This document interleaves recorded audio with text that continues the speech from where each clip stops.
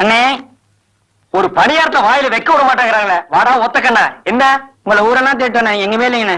இங்க இருக்கல்ல, எதுக்கு தேண்ட? உங்க ஞாபகத்தை ஏதாவது வாங்கிட்டு போலான்னு வந்தேனே. ஏன்டா வர்றவருக்கு எல்லாம் வாங்கி கொடுக்க நான் என்ன குறைவல்லா? அப்படியெல்லாம் சொல்லக்கூடாதுண்ணே. நீங்க பெரிய வித்வானண்ணே. நீ பெரிய மேதண்ணே. ஓ, புத்துப்பட்டி கிராமத்துல உங்களுக்கு ஈடுன யாருமே இல்லண்ணே. அடடா. சரி, இந்தா இந்த பணியாரம் தின்ட்டு போ. பணியாரம் தின்னவனே செரிச்சு போகுண்ணே. அப்படியா? அப்போ உடம்பு மூடுறதுக்கு சட்டை இல்லாம இருக்கிற, என் கூட வா, ஒரு சட்டை வாங்கி தரேன். சட்டை விட கொஞ்ச நாள் கிழிஞ்சு போகுண்ணே. காலுக்கு செருப்பு இல்லாம இருக்கிற, இந்த செருப்பு போட்டுக்கோ. செருப்பு கூட அறுந்து போகுண்ணே. அப்ப என்னடா கேக்குற? ஊர்ல எல்லாரும் என்ன ஒத்த கண்ணா ஒத்தானு சொல்றானே. கொடுமடா. இந்த ஒத்த கண்ணால ஊர்ல இருக்கிற பொண்ணெல்லாம் ரசிக்க முடியலண்ணே. இது அதை விட கொடுமடா. உங்ககிட்ட 2 கண்ணு இருக்குல்லண்ணே. இருக்க. அதுல ஒரு கண்ணு நோட்டி எனக்கு கொடுங்கண்ணே.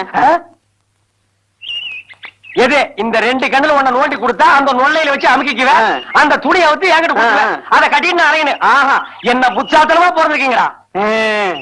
வாடா வாடா.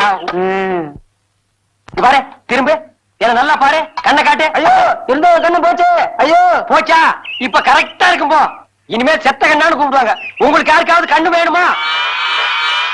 யாருக்குமே வேண்டாமா?